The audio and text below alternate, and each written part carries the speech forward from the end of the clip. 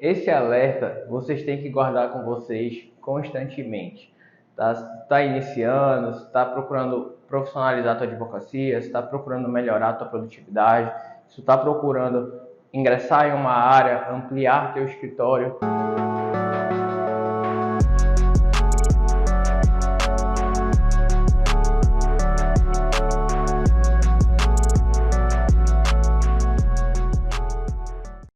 Parar de variar demandas, e aqui eu não quero que vocês leiam com demandas apenas, não se limitem a ações judiciais.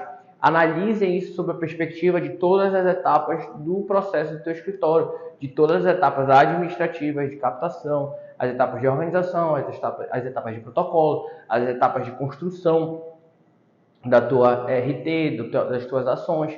Então tudo, até de pagamento, tudo, vocês têm que buscar diminuir as variações, as exceções. Então, qual é a grande questão? Vou começar a aula falando de novo sobre essa frase, que parece uma frase inocente, mas é uma frase que traz muito prejuízo. A gente começou outra aula, falando sobre esse termo mais cliente e o quanto isso impacta a atividade de vocês. A gente teve uma aula inteira falando, partindo daqui, e agora a gente vai ter outra perspectiva também que parte daqui. Porque esse pensamento de mais clientes também faz com que vocês que vocês partam, né, vão acabar partindo aí de lugar em busca de variar ações para suprir em regra. Isso acontece, sabe quando isso acontece? Num caso de necessidade. Começa, na verdade, é um começo. Por quê? Caso de necessidades, a necessidade, ela faz com que o advogado aceite processos que nem é da área, faz com que ele vá atrás de ações na fase, seja no momento inicial, seja no momento posterior. Só que acontece, para suprir uma necessidade, dependendo da emergência, eu não vou aí avaliar todo o teu contexto a partir de um único vídeo aqui, em que a gente está falando de instruções, mas você tem que avaliar seu contexto. Só que a necessidade, o que ela gera? Qual é o risco que tu tem que avaliar quando tu começa a atuar por necessidade? Às vezes os honorários, a pessoa não tem nenhuma tabela de honorários própria do escritório. Ela não tem, porque a da OAB não serve, tá, pessoal? Ela não serve para vocês. Não porque ela está muito alta, mas porque ela não sabe avaliar os custos de vocês. Ela é uma tabela que está lá. Se for buscar a tabela da OAB, tu já ainda não está no jogo de profissionalização dessa etapa do teu escritório. Dá para melhorar muito aí, tá? Então a grande questão é que a necessidade faz com que vocês aceitem processos, e isso prejudica um pouco, bastante, na verdade, a imagem do escritório, ainda mais se os clientes se coincidirem, se conhecerem ou acabarem tendo contato um com o outro. Porque imagina só, eu fiz um trabalho para essa pessoa que eu cobrei 5, 4, 6, 8, 9 mil reais, enfim, vai variar. Eu cobrei lá um valor para essa pessoa, quanto que para essa outra, pela minha necessidade momentânea de alguma conta, de alguma questão, de algum infortúnio, de alguma situação de saúde que tenha acontecido contigo ou com algum familiar, alguma necessidade emergente, tu vai lá e faz o contrato de 4, mas é o mesmo contrato que essa pessoa aqui pagou 9. Quando elas se conflitam, tu vai ter um problema aí de valor, sabe? Tua característica, tua qualidade, o teu valor sobre a palavra, eu não estou conseguindo encontrar a palavra agora, mas vocês entenderem que vai prejudicar o valor, a identidade de vocês.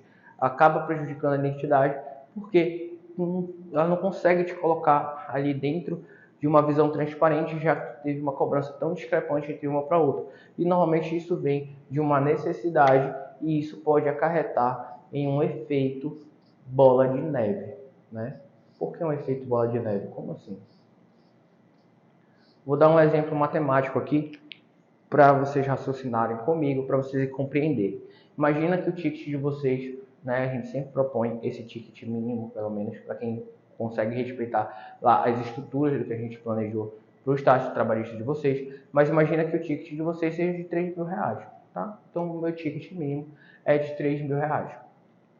Essa é a média que eu quero alcançar. Então, em um cliente em que eu ganho 1.500, o próximo cliente ele vai ter que me pagar 4.500 para eu poder manter a minha média.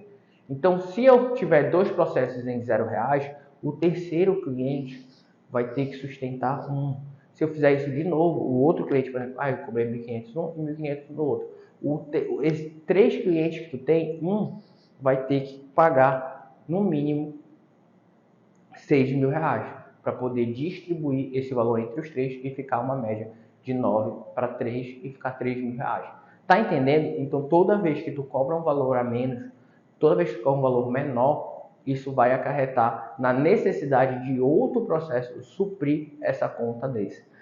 Quando tu faz isso pontualmente, tem uma necessidade e aí o contexto pode fazer com que tu acabe agregando, tu vai ter que analisar em que momento tu vai conseguir suprir isso com outro processo. E isso não pode ficar aleatório, tu tem que suprir. Tu vai ter que suprir isso no teu escritório, tu vai ter que suprir o caixa do teu escritório, porque senão tu vai te ocupar. Ou se tu incluir alguma tecnologia que permita que tu atenda mais clientes, isso pode ser permitido, mas normalmente vem da necessidade de vocês de pagar algo emergente, alguma situação emergente que vocês estão vivendo. Então, quando isso acontece, vocês têm que ter noção que o efeito bola de neve, vocês têm que suprir e resolver ele o mais rápido possível. Porque se tu deixar para o próximo de novo suprir outra necessidade, de novo suprir outra necessidade, ou seja, tu tá tentando sair do vermelho, se colocando mais nele, isso é um problema. Então, tu tem que fazer de tudo ali para organizar e eliminar esse problema, esse efeito bola de neve, quando tu sai encegueirado por mais clientes simplesmente por uma emergência, uma necessidade, ou porque inicialmente tu quer dar uma resposta para as pessoas. Se tu é inexperiente na advocacia, está começando agora, eu sei que é difícil, a resposta que as pessoas esperam de ti é que tu tenha o resultado logo, mas é melhor não dar voz a essa resposta, não deixar essa questão crescer, atendendo o cliente, porque quando tu atende, é de novo aquela questão que a gente já parou para conversar aqui, sobre o conforto psicológico, né? Sobre a pressão social de trabalho, a pressão interna tua te autocobrando sobre o trabalho, e aí por conta dessa cobrança, tu quer o mais rápido possível executar algo que possa dar uma resposta para as pessoas, uma resposta para ti e que faça te acalmar, que faça pelo menos falar assim, pelo menos eu estou estudando, pelo menos eu estou trabalhando. Então essas respostas fazem tu ter um certo conforto, a gente precisa desse conforto. Só que se tu tentar antecipar ele, como eu disse, é uma situação de fome, é quando tu tá com uma situação de fome, aí tu vai lá e come McDonald's. Beleza, para matar aquela fome naquela hora, até que não vai ter problema. Mas se tu quiser te alimentar só de McDonald's toda hora, isso vai dar um problema. Tem um documentário, né? A Dieta do Palhaço, sobre isso. Eu lembrei aqui agora. Mas a grande questão é essa. Tu não pode ficar buscando matar só tua fome com algo emergente, porque isso não vai conseguir te sustentar em longo prazo. Tu precisa corrigir o mais rápido possível essa tua dieta, essa tua captação de clientes, essa tua repetição, né, de atos emergentes que vão acabar desestruturando toda a tua advocacia, porque cada vez vai ficar pior de resolver. Então, se tu está fazendo isso há muito tempo, tu vai precisar de mais tempo para corrigir, mas dá para corrigir. Tem estratégias, eu não sei qual, não tem nenhuma estratégia. Isso tanto é um ponto negativo quanto um ponto positivo. Por quê? Porque se não tem estratégia, é um ponto negativo, obviamente, mas isso pode ser positivo porque significa que ainda tem tanta coisa para usar, tanta coisa para aprender, tanta coisa para instrumentalizar, que pode ser que tu dê a reviravolta, né? Tu tenha uma reviravolta aí na tua advocacia antes mesmo do que tu espera. Então, o efeito bola de neve vem quando a gente começa a captar cliente diante da necessidade, diante do senso comum, né? As pessoas falam, no início é assim mesmo, tem que pegar de tudo. Não é assim. Eu não fiz isso desde o início, porque eu sabia que isso ia gerar esse problema aqui. Então, vocês precisam se consolidar. Peguei uma ação por necessidade. Não deixa isso se multiplicar. Não deixa isso permanecer, porque depois vai ficar muito difícil. Tua carta de cliente vai ficar inchada e tu vai ter um problema aí de cancelamento. Vai ter que cancelar com muita gente. E isso pode... Não acho que isso vai fazer a tua imagem cair de vez, mas é algo chato, é algo trabalhoso, é algo que realmente tende a se perpetuar, se tornar mais difícil com o tempo. Então a grande questão, e agora eu vou revelar para vocês, por exemplo, por quê? Porque no início da minha advocacia, para ajudar, né, no escritório, esse cálculo eu já fazia desde sempre. O que eu fazia? Eu peguei e fiz o seguinte, vamos fazer uma parceria com o escritório? Eu falei com a minha sócia. O escritório ali não tem a área trabalhista e eles estão com alguns processos de trabalho, porque enfim, o escritório ele estava nessa necessidade aqui. Ele falava, nosso escritório tem que sustentar. Apareceu 10 clientes de trabalho. A gente não faz trabalho. Bora atender essa galera e achar um advogado que responda. Essa foi a cabeça lá do escritório parceiro.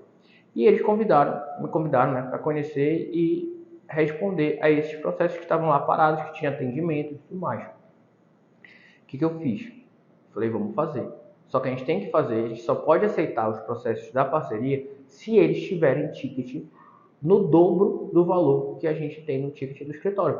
Por quê? Porque o processo da parceria eu vou dividir a metade com eles. Se eu vou dividir a metade com eles, né, se o percentual tinha ficado em 50%, o que acontece?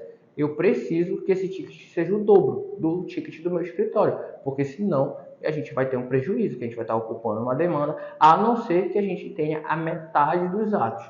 Porque se a gente tiver a metade dos atos, se a gente não ficar responsável 100% do processo, aí o ticket pode ser a metade do valor, entendeu? Aí pode ser o mesmo ticket que a gente tem no escritório. Então essa análise eu fazia, só que o que acontecia? Aquele era um escritório que atendia de tudo, e ele sempre estava me perturbando a cabeça para atender outras áreas, porque quando ele me perguntava, eu sabia da resposta. Então ele falava, se tu sabe da resposta, por que tu não atende logo? Por que tu não atende outras áreas?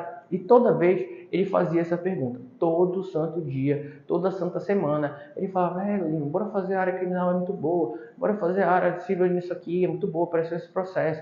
Vai ter uma rentabilidade, esse processo é muito alto, o que tu acha?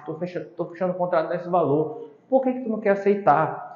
Aí, só que eu falava, não, a gente só atua em trabalho. Parece até negócio de preguiçoso, né? Mas não é. E esse é o problema, porque o senso comum, ele te faz crer que tu tem menos conhecimento, ele te faz crer que tu tá com preguiça, ele faz crer que tu não tá recebendo as oportunidades que estão te enviando. Então tem muita coisa que o senso comum fala que faz tu entender que tu negar um trabalho é um problema.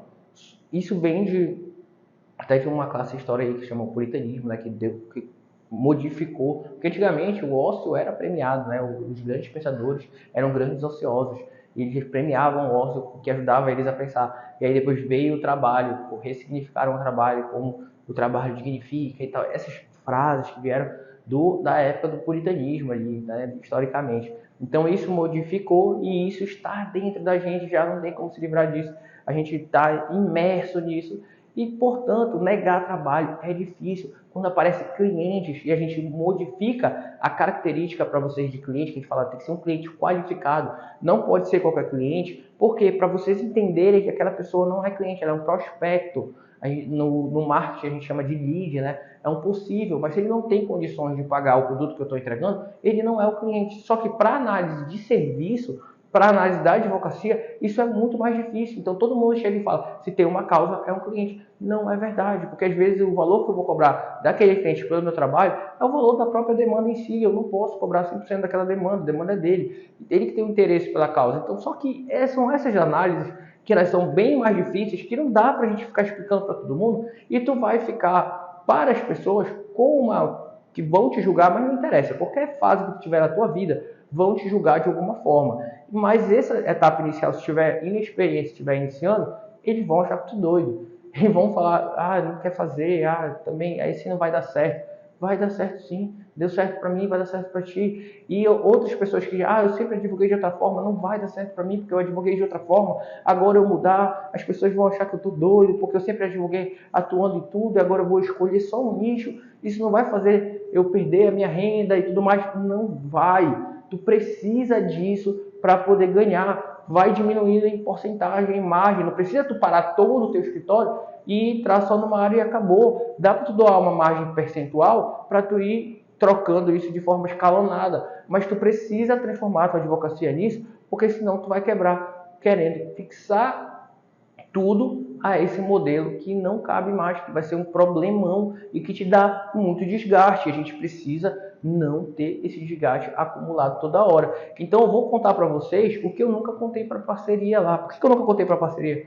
Porque para mim ia ser só um desgaste de energia. Eu ia querer mudar toda a estrutura do escritório dele. Não, cada um tem a sua responsabilidade. Eu fiquei com a área de trabalho em relação a eles e a gente ia lá. E qual é o problema de eu aceitar várias áreas? Primeiro que o tempo vai ser maior. Embora eu domine o conhecimento de outras áreas, que vocês também dominaram o conhecimento de várias áreas durante a academia, o tempo de construção daquela demanda para atuar com segurança nela, com a mesma segurança que eu atuo na minha área, que repetidamente eu trabalho, revisito, atualizo, vai ser diferente. Se eu demoro 1 hora para fazer uma demanda, provavelmente em outra área que eu não tenho conhecimento, eu vou demorar dias, 2 dias, 1 dia, 8 horas, 3 dias, uma semana. Por quê? Porque é uma demanda em uma área diferente, eu preciso solidificar o conhecimento para poder dar a minha canetada. Afinal, tu vai assinar lá, não vai assinar mais fisicamente, né? Inclusive, eu amei que trocou, porque antigamente era minha letra, é horrível. Dá para perceber, né? Mas aqui eu ainda tento, isso aqui é eu tentando fazer ficar algo legível. Mas no papel é um negócio assim, bem médico, sabe? Bem arrastado, porque a minha cabeça é muito acelerada, minha mão não consegue acompanhar, eu tento acompanhar o pensamento. Enfim, não é uma coisa muito. Eu preciso realmente respirar muito para a letra ficar legível. E o que acontece?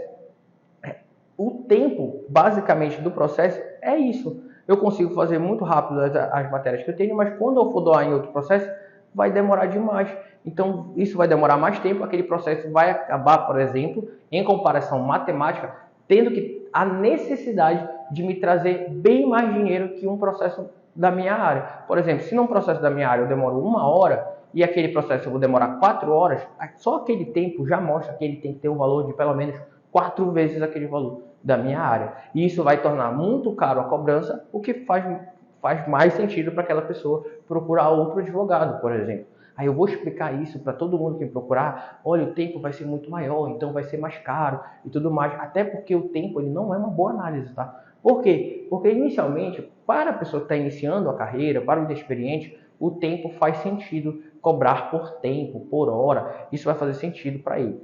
Porém, depois de um tempo, ele vai ganhar produtividade, ele vai ganhar experiência, ou seja, com menos tempo, ele vai poder gerar um resultado da mesma forma e até melhor, doando menos tempo. Assim, já vai ficar injusto que a gente cobre por tempo. Então, o tempo, rapidamente, ele deixa de ser uma métrica boa para quando a gente vai cobrar os nossos honorários. Então, por isso, não ia dar para eu ficar cobrando por tempo e variando demanda, até porque eu perco a métrica de tempo dos honorários que faz encarecer, mas também encareço outros tempos, porque, por exemplo, na área trabalhista, 1 mês, 3 meses, eu consigo finalizar boa parte, mais de 50% das nossas demandas a gente finaliza depois de iniciada, protocolada, 1 mês, 3 meses. Por quê? Porque faz um acordo, então está encerrado o processo. Agora, em outras áreas, se eu for pegar de uma área maior, além do tempo de produção, tem o tempo de julgamento, que vai ser muito maior. Então, por conta disso, já é outra questão. Diligências presenciais que a gente não faz na área trabalhista, vai ter que fazer em outra. Tudo isso faz eu perder métricas, então eu estou variando demandas, estou variando valores, estou variando tempo. E isso é prejudicial. E eu só estou falando do tempo ainda, tá? Isso vai diminuir a tua produtividade. Porque se eu poderia ser mais produtivo, se quando eu tenho mais experiência com aquilo, eu sou mais rápido, eu consigo metrificar as coisas, eu consigo reaproveitar, o que vai acontecer? Eu não vou conseguir fazer isso em outras áreas.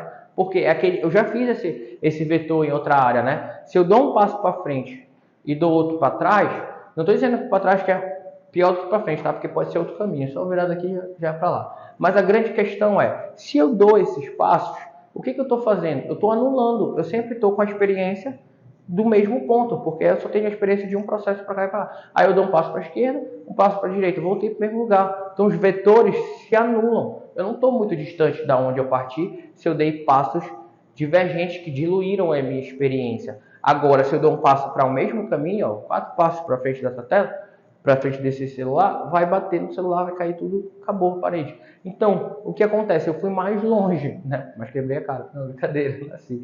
A grande questão é que eu fui mais longe, ganhei experiência em relação a isso. Então, eu preciso utilizar essa experiência a meu favor, não variando demandas, mas se eu variar, isso vai dificultar. Então, isso não é para quem está no início, é só para depois? Não, depois tu vai gerar esse efeito de bola de neve, vai ficar mais difícil. Então, tu tem fundamento. Só que, claramente, o senso comum, a maioria das pessoas que falam sobre isso, nunca tiveram negócios, nunca advogaram de fato de forma sólida e profissional. E outros tempos sustentam outras estratégias em outros momentos. Agora, a gente precisa pensar no hoje. Por isso que a gente pensa em advocacia como empresa, como negócio, porque a gente precisa de estratégias metrificáveis para poder se posicionar e caminhar. É diferente. E isso aumenta o custo do processo. Então, o custo vai aumentar porque aumentou o tempo, aumentou a diligência. Eu ia só para um fórum, eu ligava só para um fórum, eu tinha só uma metodologia, agora eu vou ter que ir para outro fórum, eu vou ter que ficar diligenciando constantemente para pedir processo concluso. Eu odeio essa frase, pelo amor de Deus. Tá? Então, aumenta o custo, tá? E aumenta o custo também, não só em valor, mas o custo de oportunidade. Porque se eu estou inchado com um processo que vai demandar mais tempo, em que eu coloquei ali a minha carta de cliente, e sendo que assim, eu poderia atender 3 pessoas, 3 tickets diferentes no meu processo. Aí eu estou atendendo um que ocupou o lugar de 4 pessoas, tá entendendo? Então isso é muito problemático, vai prejudicar, eu vou me engessar, já usou muito essa palavra aqui em várias áreas, se eu me engessar, eu vou perder várias oportunidades, porque no momento que aparecer a oportunidade, eu vou estar ocupado. E eu deixo também de poder construir a oportunidade. Porque, eu não consegui um cliente. E aí? Eu não...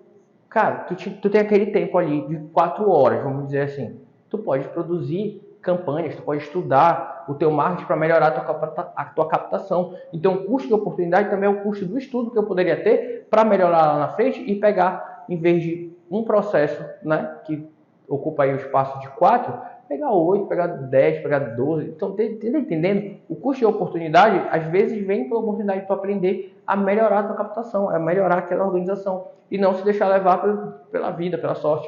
Não dá para levar pela sorte do negócio, tu tem que ter métrica, tá? E isso diminui, inclusive, falando em métrica, diminui as métricas. Quando a gente fica variando demandas e áreas, a gente perde as métricas. Seja porque eu poderia ter 4 passos, né, como eu falei para vocês, dar 4 passos em um caminho e ter essa experiência toda, essa métrica toda, esse aumento de métrica em uma área que me daria mais resultados se eu errasse um, poxa, eu já usei para, já tenho esse caminho de 4. Aqui eu só tive experiência de um para cada lado.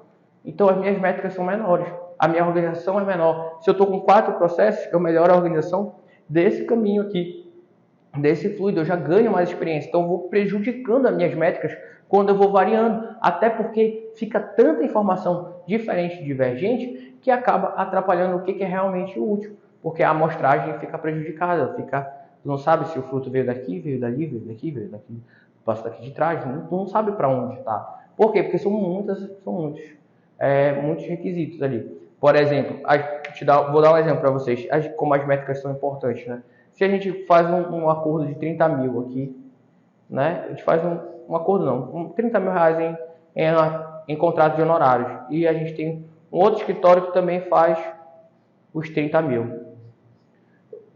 Eles são iguais? Não, porque esse aqui, se terminar as primeiras demandas, ganha mais. Né? Porque ele tem a oportunidade de ganhar mais. Esse aqui ganha menos.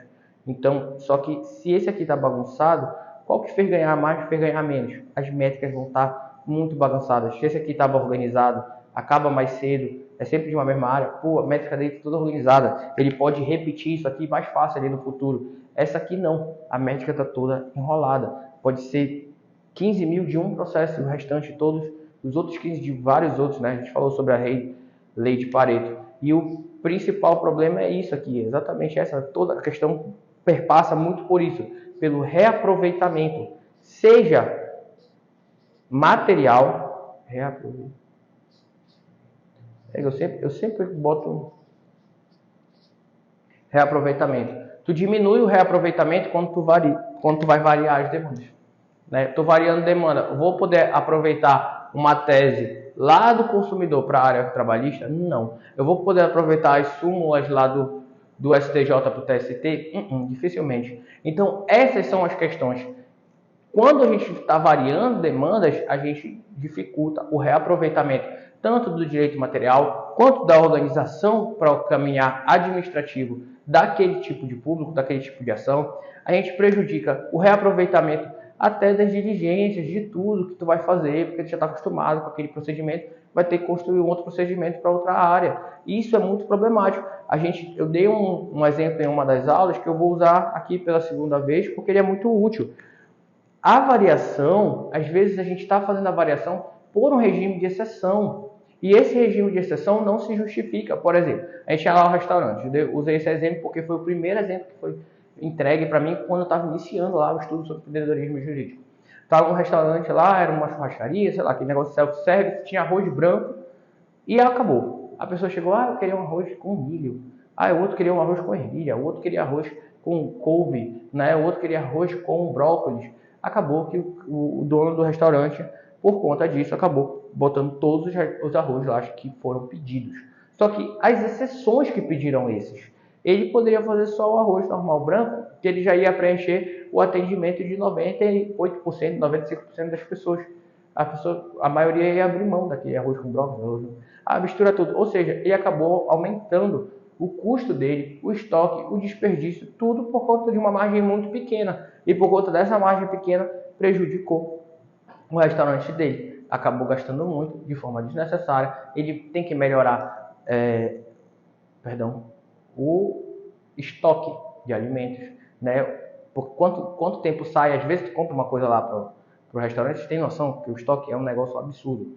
Por quê? Comprei um produto. Quanto tempo ele demora para sair da prateleira? Porque quanto mais tempo ele está na prateleira, mais ele ocupa um espaço.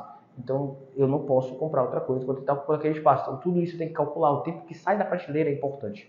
Então isso é uma coisa muito mais profunda e a gente simplesmente consegue eliminar todos esses prejuízos quando a gente para de variar as demandas e para de variar as demandas internas também, né? Porque o que acontece? Vou dar um exemplo para vocês que eu amo.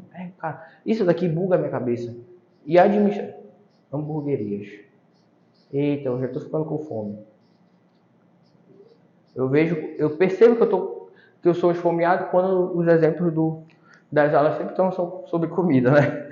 Mas a grande questão é o seguinte: a maioria das hamburguerias que vocês conhecem hoje, elas têm 4 itens. 4 itens que eu digo. 4 tipos de hambúrguer diferentes e um vegano, basicamente, né? Então, o que acontece? As hamburguerias mudaram. Antigamente, tu vai aí nessas que ainda são desse modelo, que tem na rua, tal, x-tudo. Aí tu vai ver, tem uns 30 tipos de sanduíche. Uns 30, uma porrada. Aí veio a hamburgueria e botou nessas mais gourmetizadas, 4. É isso. Escolhe aí 4. Isso para algumas pessoas que tem aquele signo, né? Libra, né? Que não consegue se decidir. É maravilhoso, ela só tem 4. Antes ela tinha 30, ela ficava lá horas com o cardápio. Agora ela tem 4. Um tem uma característica doce, outro é mais salgado, um é apimentado e o outro é o clássico. Pronto, acabou. É isso, escolhe. O que tu quer? Esse tá bom. Isso não tem muito mistério não. Tem esses 2 molhos. Pronto. Não vai... E é ótimo, por quê? Porque ela funila, ela não dá mais aquela mágica, a galera já vai lá sabendo que é aquilo. E quando a galera fecha com esse negócio, com esse modelo de negócio, ótimo. Porque aí o poder de negócio acertou, continuou. O estoque diminui. Olha, com isso, como eu falei para vocês, não é só ação, não é só hambúrguer. O tamanho do estoque vai diminuir. O tamanho da lógica vai diminuir. O tamanho da variação, tudo vai ficar mais rápido. O padrão da comida vai ficar melhor. Por quê? Porque eu não estou variando em muitos tipos de comida. Eu tenho 4, então da feita que eu acertar, eu só vou repetir aquilo ali, ó. Acabou. Então, o processo ele tem que ter esse mínimo. As regras do processo, todas elas, têm que ser metrificadas e tem que transformar em algo que não seja exceção. A grande questão é essa, é difícil. Quando a gente faz o estágio trabalhista, a gente fala de um público de cliente. Mas se mudar o público, muda a campanha. Então, tudo isso a gente vai trabalhando, né? Vai trabalhando quais são as ações, quais são as regras. Para quê? Para que vocês não tenham que entrar num regime de conhecer todo o direito de trabalho, que é impossível, por exemplo. Então, isso é fundamental para o teu negócio e por isso que a gente também tem que escolher um público que seja renovável. Se escolher um público, é momento, isso tem muito ego, cara, eu vejo isso toda hora na internet e eu fico assim, não é possível não, cara, não é possível. Porque é a pessoa lançando o curso falando, olha, vai acontecer isso no mercado e por isso essas ações judiciais vão aparecer. Vai acontecer isso, essa ação judicial vai aparecer. Aconteceu isso e por isso teve uma enxurrada, uma inundação, uma coisa que vai modificar o direito previdenciário por conta desse ponto. Aí vai modificar o direito consumerista, as aviações estão fazendo isso e vai ter tudo isso aqui de ação para fazer. Percebam que isso é pontual. Aí tu vai lá, vai estudar nenhum condenado, vai atrás de fazer marketing para aquelas pessoas e vai colher aquilo de uma forma sazonal, altamente perigosa. Por isso que a gente fez o curso dentro da área de trabalho, porque é uma área repetível. não, as pessoas não vão conseguir ficar sem trabalho. Você já falou sobre isso várias vezes aqui. Tu consegue te ver sem trabalho? Quanto tempo? Isso é uma exceção à sociedade. A regra é que a pessoa tem que continuar trabalhando até ali próximo da aposentadoria. Algumas pessoas conseguem mais cedo, né, com renda, mas a grande questão é essa. A regra, se tu olhar o entorno, é que as pessoas têm que trabalhar. Então, se elas têm que trabalhar, vai ter que ter conflito. Se tem que ter conflito, isso aqui vai continuar funcionando. Então, essa é a grande questão. Então, quando a gente fala dos tais trabalhistas sobre o posicionamento da gente, empregado ou empregador, gente, o que vocês veem mais abundante ao redor de vocês? Empregado ou empregador? A resposta está dada. E tende a diminuir o conflito? Não, então a resposta está dada. Aí a grande questão é as pessoas fazendo essas coisas sazonais, e aí tira, infelizmente, mas a gente está aqui para brigar pelo nosso espaço, né? A gente está aqui para alcançar vocês, porque a gente sabe que isso é bom, diferentemente de algumas situações que a gente fala assim, não é possível não, isso aí tem um marketing pesadão, e isso vai ser uma sazonalidade, aí é mais outra coisa que expulsa o advogado da advocacia por conta de personagens que a gente não gosta, mas não adianta ficar denunciando o dia inteiro falando sobre isso. O que adianta é eu entregar fundamentos para que vocês identifiquem essa ausência de sazonalidade, esse conserto para demandas que possam ser repetíveis. Todas as etapas. O quê? O que é isso? Ah, tá. Às vezes eu faço e eu esqueço. É isso. Todas as etapas ia ficar tão mais bonito se eu lembrasse. Todas as etapas devem buscar uma regra. Poxa, estava cheio de energia. A grande questão é essa, pessoal. Todas as etapas devem buscar uma regra. Seja a etapa de marketing, por isso que a gente tem uma aula inteira falando de Google Ads. Por que eu amo o Google Ads? Por causa disso. Porque as demandas do Google Ads elas podem ser reaproveitáveis e vocês precisam desse reaproveitamento. Precisa aumentar esse reaproveitamento para evitar que tenha um retrabalho. Por isso que a gente começa pelo Google Ads, porque ele é o que tem a etapa repetível, ele tem uma regra mais constante do que as regras em relação, por exemplo, a campanhas do Facebook e YouTube. A gente vai precisar variar algumas coisas. Exemplo, olha hoje, a gente está aqui no escritório. Por que eu vim gravar no escritório? Para mudar o layout, para dar mais conforto para vocês visual, em que há uma alternância, há uma rotina, em que vocês podem a gente não construiu isso em um dia, né? Falei isso quando a gente estava construindo no story, né? Porque a gente tem um estúdio próprio. Por que não está usando o estúdio lá que não precisa, pode fazer a qualquer horário e o som externo não atrapalha? Aqui a gente está no centro da cidade. Estou gravando hoje que é domingo, por exemplo, para evitar o som externo, mas eu não pude fazer no meu horário de agenda porque isso iria prejudicar a qualidade do vídeo para vocês. Mas a gente tem um estúdio, por quê? Para ter uma regra de a gente vai conseguir gravar, se vai gravar. Mas quando a gente muda o layout, a gente quer mudar alguma coisa para vocês, quer melhorar a experiência de vocês na aula, enxergar, a gente fez isso, veio para cá. Mas a grande questão é que a gente tem que buscar, tá, uma regra para tudo. E por isso que o YouTube, a gente não fala, olha, não vão logo direto para o YouTube, a gente tem as campanhas que são prioritárias e vai modificando as coisas posteriormente. Por quê? Porque as campanhas que são prioritárias são aquelas que eu posso reaproveitar o meu trabalho. E o YouTube, tu vai precisar fazer algumas coisas, né? Algum trabalho que vai modificar bastante, seja em textos, seja em imagem, seja em áudio, seja aparato. Então o Google Ads é mais barato, a gente escolheu ele, por exemplo, para campanha. Então ele é uma regra, tá? Assim como a regra de como tu vai construir a RT. Tu vai ficar toda vez mudando a RT, toda vez mudando a tua ação. Não, com o tempo tu vai construir tua metodologia, né? Na verdade a gente te dá uma metodologia, mas tu tem espaço assim para colocar as tuas características de linguagem, mas tem ali a metodologia para você seguir a receita. É igual a receita de bolo, receita de comida, tu vai fazer a receita, tu vai seguir os passos, depois tu vai ganhar domínio, tu vai modificar, mas aí a receita vai passar a ser tua e tu vai continuar naquela regra. Exceções vão acontecer sempre, a advocacia é infinita, os fatos a gente não pode prever, né? A gente aprendeu isso lá na faculdade, por isso que o direito se tornou, teve análise hermenêutica, a gente teve que estudar hermenêutica, o subjetivo, porque antigamente teve aquele positivismo, né? E o positivismo não acompanha os fatos. Então a grande questão, mas não é porque tem variações que não existe uma regra. Existe uma regra, a gente tem que ir atrás dela para todas as etapas do escritório. Não pode toda vez que chega um cliente, a gente atende ele e entrega o processo de forma diferente.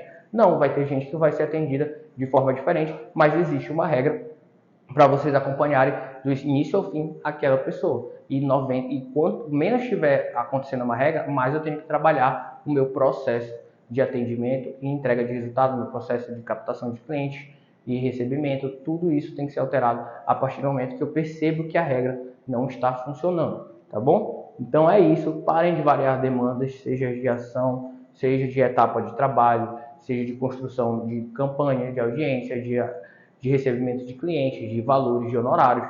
Isso não é bom para a advocacia de vocês. Existem exceções, mas vocês precisam sempre tentar construir essa regra se querem fazer uma advocacia de qualidade. Não dá para ser mais aquela advocacia artesanal que está no nome de uma pessoa e todo o escritório vai parte da cabeça dela. Não, ele tem que partir, a atividade de vocês tem que se aperfeiçoar para a profissionalização, para a repetição de etapas, para incluir tecnologia, para que os atos sejam cada vez para que vocês ganhem qualidade de vida e os atos sejam cada vez mais repetíveis e a gente consiga prever o resultado, tá bom? Então um grande abraço e até a próxima aula.